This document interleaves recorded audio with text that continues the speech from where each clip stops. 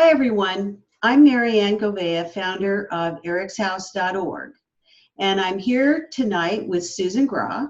Susan Grau is a nationally acclaimed medium, and we're so fortunate to have Susan on our Eric's House team. And you may know that we have an upcoming event which we call SOAR, Soul Opening Awareness Retreat. And this event is for women, and it's being held in Phoenix, Arizona at the end of September. And we've had a lot of questions from some of our viewers about SOAR. What is it? And so we reached out to some of our clients and solicited questions from them. And I'm going to be asking Susan some questions so that we all have a better understanding of what SOAR is and how it benefits us. So Susan, welcome. Thank you. Thank you for being with us tonight. It's a pleasure. We're so excited about September. I'm excited about September. SOAR's amazing. And this is going to be my first SOAR, so it's going to be a great experience for me, and I'm so honored to be part of it with you. Oh, well, you're going to love it. You're going to love it. It's amazing. It's just very loving and generous and kind and just generosity of spirit. And it's a beautiful event that just helps people so much. I can't even tell you the feedback I get on it. Great. And, you know, it is for women, so we're going to have a great opportunity to bond with women from all walks of life. That's right. That's right. Which is also wonderful. We need that. Women need that.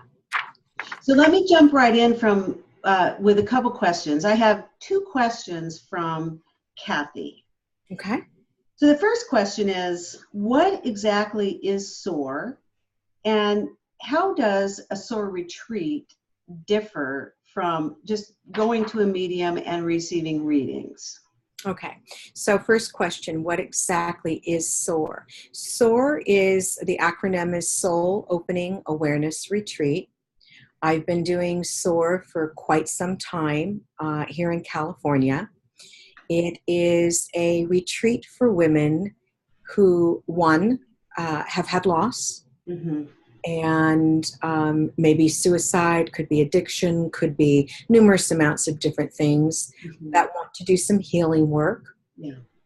It is a way to open our souls to the understanding that our loved ones are still with us, around us, helping us, nurturing us. It is a way to develop, and in essence, some of their own intuition, and it's already there, but developing it to a point where they understand that they actually carry intuition and that they can utilize that to get in touch with their own sense of understanding of their loved ones who have crossed over. Okay. It's a whole weekend full of healing. Okay. Well, along those lines, Kathy also asks that, you know, from her point of view, intuition is a gift from God or a higher power or one source, however you choose to define your higher power. And we all have it. If we come to the SOAR retreat, are you going to teach us how to tap into those God-given gifts? I'm going to do my best to do that. That's the whole point of it. Some people are very resistant because it scares them.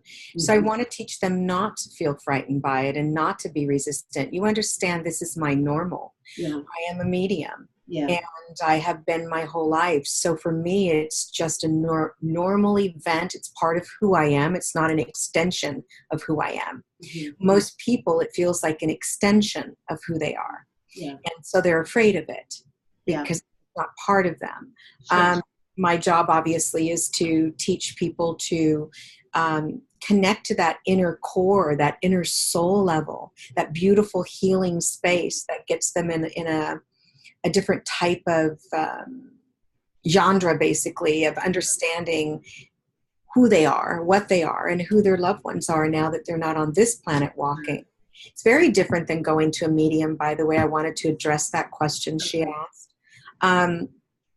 Going to a medium, I'm going to be talking to you about your loved ones who are talking to me to talk to you. Coming to SOAR, I'm going to be talking to you about you. and then allowing your loved ones to be part of that journey with you and you with them. So it's almost the opposite. Yeah, that is a great way to describe it.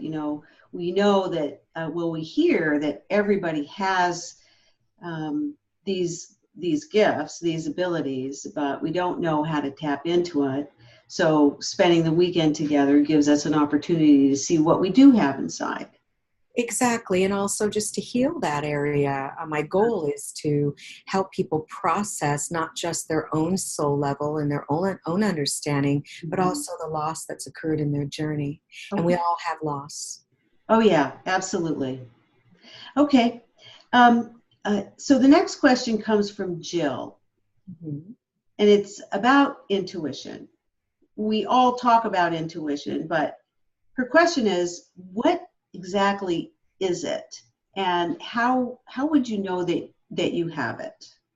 Well, every soul has intuition. We're guided by the afterlife, whether it be your God speaking to you and you can hear a little voice, or the angels are speaking to you. Yeah.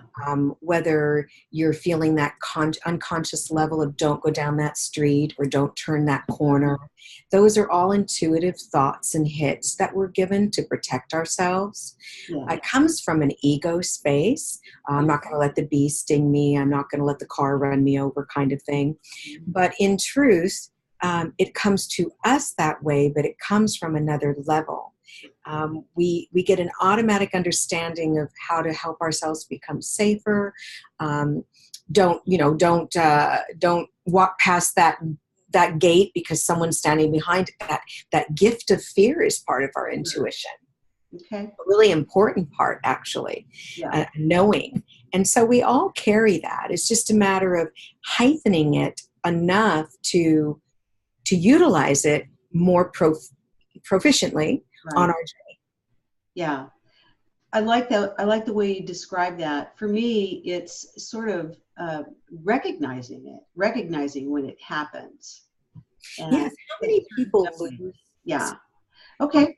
People lose loved ones and they know it happened prior to getting the call. Mm-hmm. They feel it. Yeah. That is intuition. That's a very strong intuition. Sure. But intuition nonetheless. Yeah. And they're getting a message. Yeah. And whether it's to prepare for the blow and the pain, or whether it's because they have another step they need to take, they're getting that information. So it's not foreign to us. Yeah. It's just a matter of, are we going to tap into it, to acknowledge it and recognize it so that we can actually choose to utilize it instead of it coming to us in a way that is unfamiliar. Sure. Okay. That makes good sense. The next question comes from Annie. What exactly is soul healing? Well, that's a very deep question and has a long answer, but let me keep it really simple, the best I can. The soul level is where you carry the depths of your pain and your joy. And when something happens, it's not in our heads. Our heads, yes, they recognize and feel, the brain feels the jolt of the pain and the loss, but the soul resonates in it. Yeah. So when we're resonating in that kind of loss and grief and pain, which again, we all have throughout our journey, we're built for that. We have the soul to be there in that space. The question is can we move ourselves through it enough to feel safe, to feel nurtured, to feel not so overwhelmed by events that have occurred, and feel at least enough to move forward and live life and do our journey. Yeah.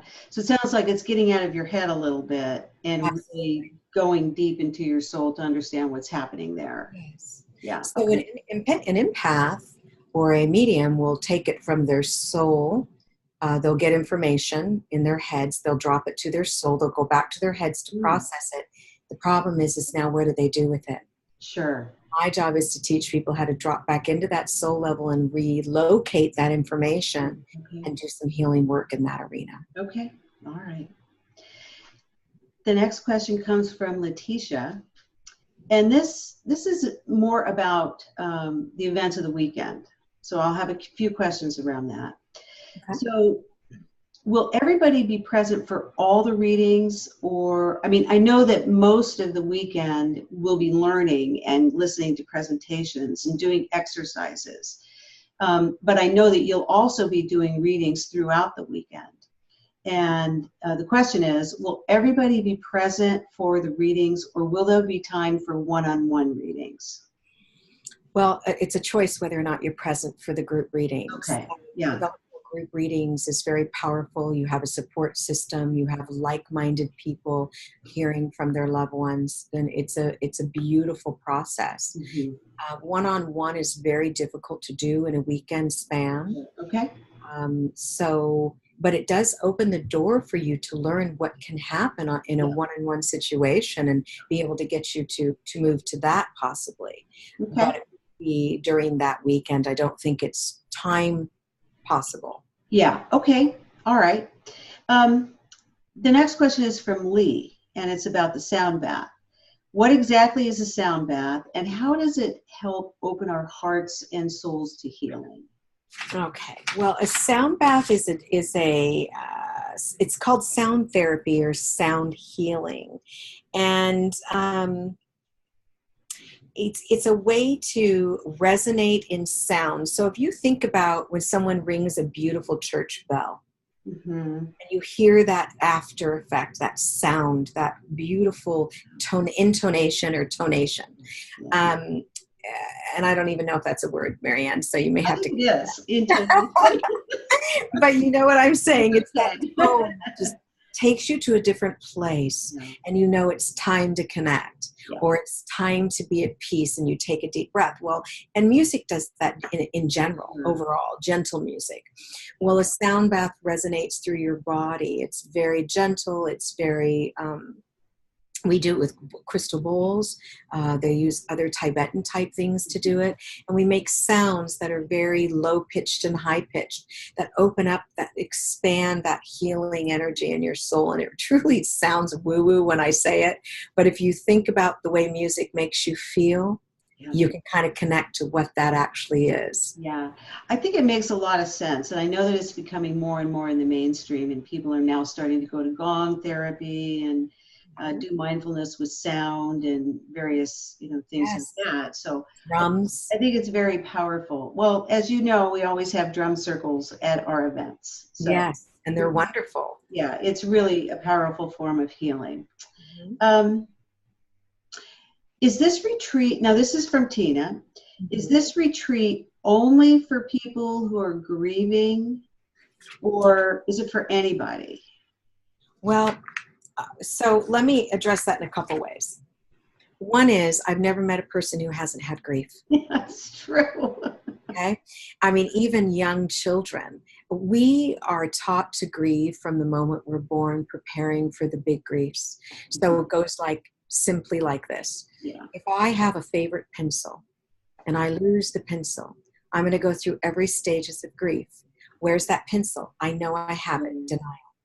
I know I'm going to find it. Bargaining. I can't believe I lost that pencil. Anger. Back to bargaining. Back, and we go through an acceptance. I've lost the pencil, and surrender. Okay, I got to get a new one. Yeah. Okay. So we are taught throughout our journey grief. Now, of course, that's a minor form, but we are preparing all through our stages in every way. Children with their bobs and their blankies, all through our journey. And then we have these enormous griefs. I have never met someone who hasn't had one. Right. Is it necessary to have physical loss to have grief? No. No. Yeah. So there's divorce. There's a child not speaking to you. There's so many different avenues where grief sets in. So I have to say that, yes, everyone will have a grief that comes in some form, whether it be a loss of a loved one or all the way down to good. Another it's something that is it binds us together as a group. Absolutely. Absolutely. This is from Carol. I'm a little shy about being in groups and speaking in groups, and I'm concerned that this may be awkward for me. Are we required to share, or can I just participate by sitting quietly? No one is required to do anything. In actuality, some people go in their room and sit in their room for a couple hours and miss things, and they're just so happy, and they meditate or they just relax and read a book. This is about you. Yeah. This isn't about me and me making sure that you're learning everything I have to teach you. This is about you and the way that you need to heal individually. So the answer is no, you don't have to participate in any particular way, and there are no demands. This SOAR retreat is so relaxing and so gentle and so filled with women that love women, Yeah, that want to help each other. well, There's no demands. I know that we're going to be doing a lot of cooking. I know that we have a wine night or cocktail hour planned. I know that we'll have, several really great women there who just want to be there and be present as, as a group. And so it's going to be not only, intensive learning about how to tap into our own intuitive gifts, but it's going to be fun. It is so much fun. There is so much laughter, and there are a lot of tears. So it kind of goes both ways. I venture to say that anyone who comes is going to have lifetime friends that they meet here. Okay. Every SOAR I've ever had has ended up, they want to do a Facebook page. They want to get to know each other. They go to lunch together. They have become the best of friends, some of them. That's and awesome. Even people who I find to be very quiet and shy, they end up having someone that just clicks with them. And that's the whole purpose, isn't it? Yeah, it absolutely is. Human condition with other humans. So if you come to the weekend and we spend the time together, how can we take what we learn and use it in our lives going forward? Well, again, intuition is how we function on a daily basis. So having a heightened awareness of our true intuition, not just fear, but our true intuition, is going to be a powerful way to function. Yeah. Also, you'll be viewing people differently.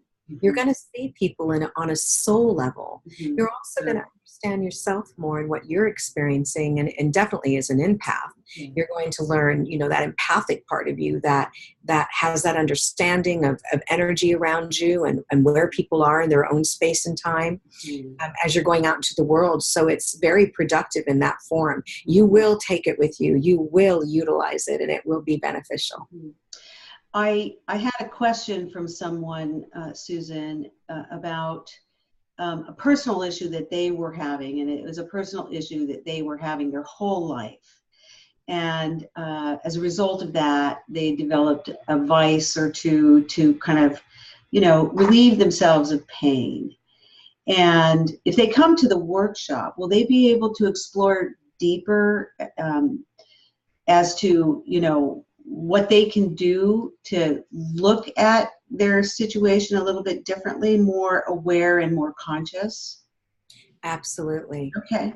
A lot of people that are going through trauma tend to get into areas of addiction, whether it be addiction to shopping or drugs. Whatever. Yeah.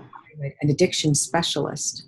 So I incorporate understanding things like our vices into our soul healing so that we can come out on the other side possibly with more understanding of why those two are so interconnected.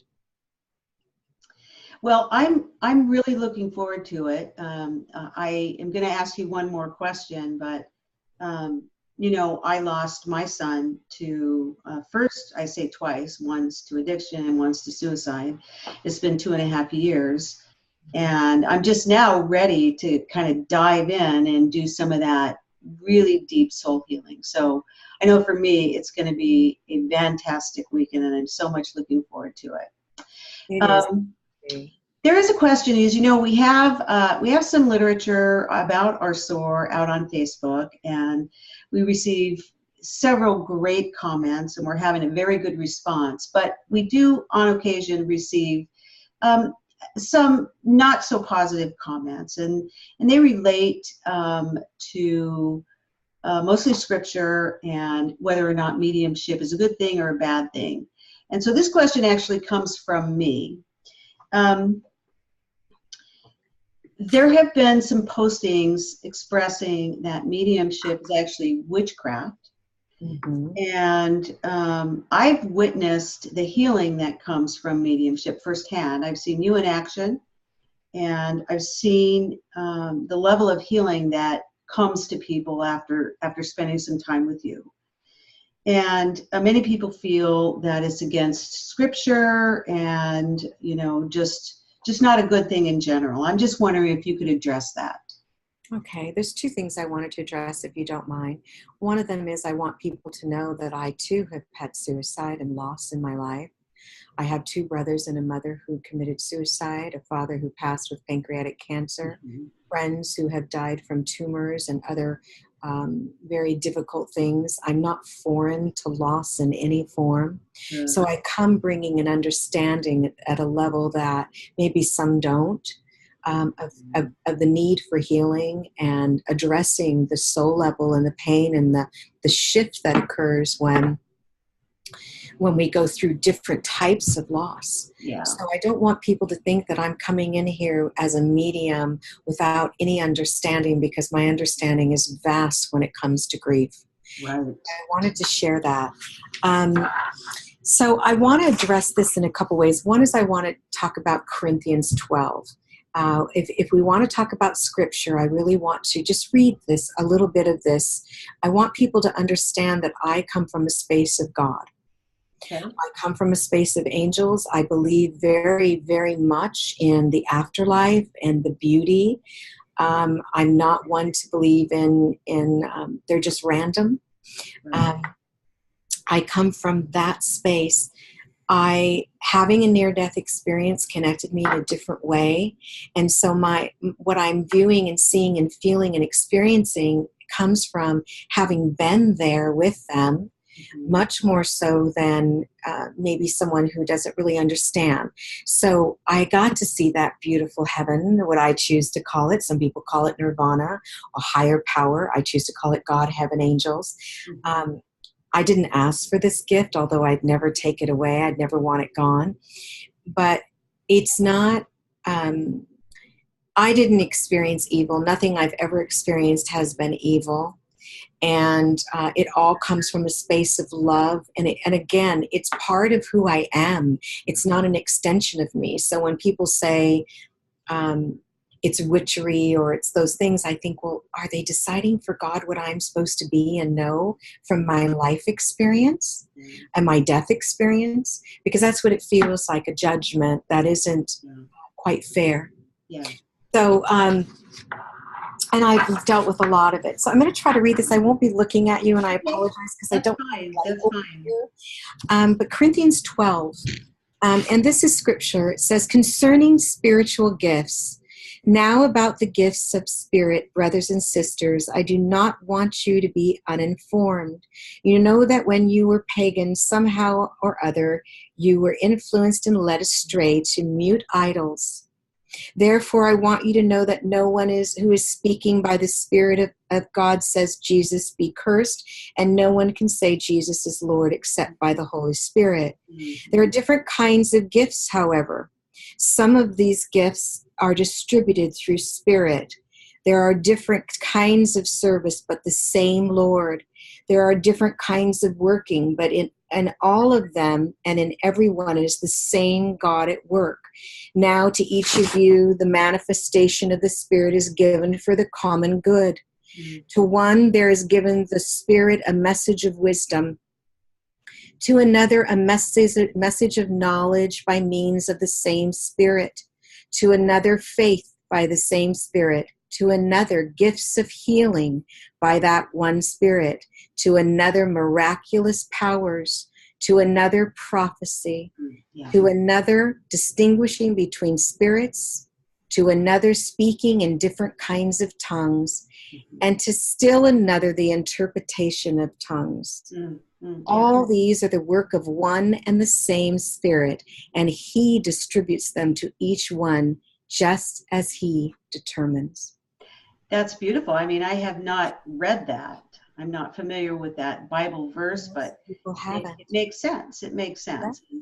I think So to say that God can give us the gift of understanding, but not the gift of knowing, right, is a little confusing. right, And you know, we say God spoke to Moses and he was a simple man, and Mary and Joseph were spoken to by the angels and the spirits, but yet that's impossible for any other being. yeah, It's sure, very, it's a frightening thing, because there are people who utilize this and it's not for the greater good. sure, I'm sure, not one of those, and many of us aren't. Many of us want to help heal. The gift, I love when he talks about the gift of tongues, because, and then understanding and discerning between spirits. yeah, So when someone comes to me, I have a discernment that lets me know that it's someone safe, someone that isn't going to cause harm, someone not what people would consider evil.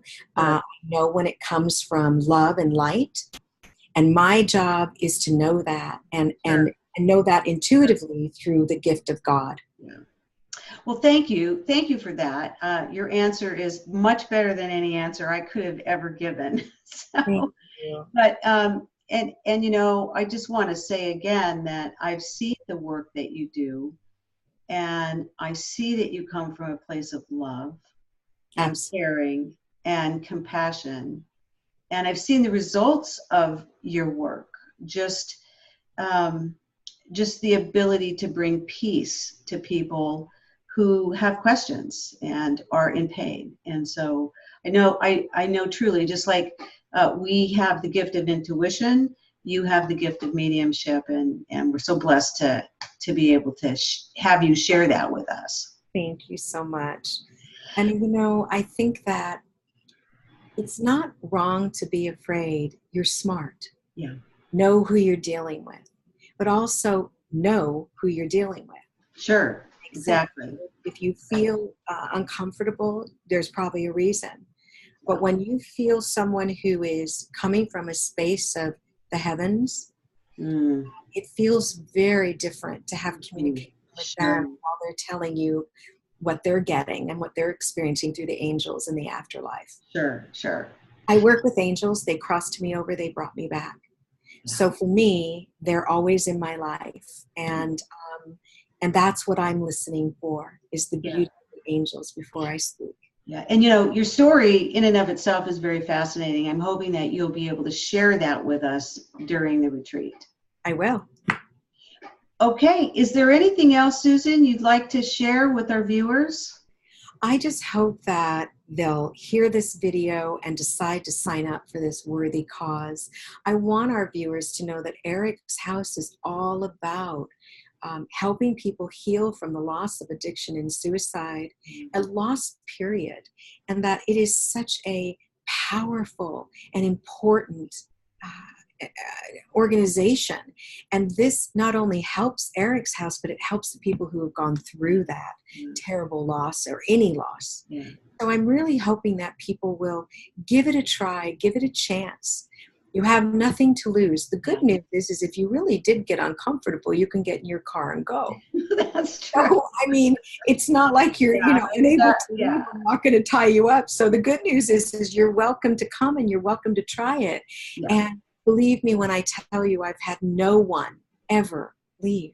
Yeah, I believe that. I believe that. Well, thank you. I just wanted to mention a little bit about Eric's House. So Eric's House provides healing workshops to people who have lost somebody to suicide or addiction. And we're recently releasing some new news about Eric's House, where we're able to offer discounted counseling services for people that are really new in their grief stages and really needing some help. And so look for that news on Facebook. Facebook is our primary mode of communication, so look for that. And stay tuned for more updates to the SOAR event, which is going to be held on September 28th, 29th, and 30th in Deer Valley, Arizona. We have a beautiful venue there. It's going to be a lot of fun and well worth your time. Absolutely. And if you'd like to read more about me, because I know you're putting your soul in my hands in some form, and it's important for you to be informed, please go to my website, susangrau.com, SUSANGRAU.com, and read about my story and my experience and why I do what I do. Yeah. Very good, Susan. Thank you so much. I just want to say the weather here is 120 degrees. Well, it's about 82 here. So I'm a happy camper, and I'm going to Alaska. Good. I know you are. Well, I hope that you have a wonderful time in Alaska. Be thinking about us poor souls here in the Arizona. I don't know if I'll do that. Send a picture of a glacier or something. I will. I will. You take care, and right. Thank you for having me. All right. Thank you, everyone. Stay tuned. For more information, you can visit www.ericshouse.org, and all the logistics and information about the workshop are posted there. You can also reach me at Marianne, MARIANNE, at ericshouse.org. Thank you very much for your time. Take care, everyone. Bye-bye. See you soon.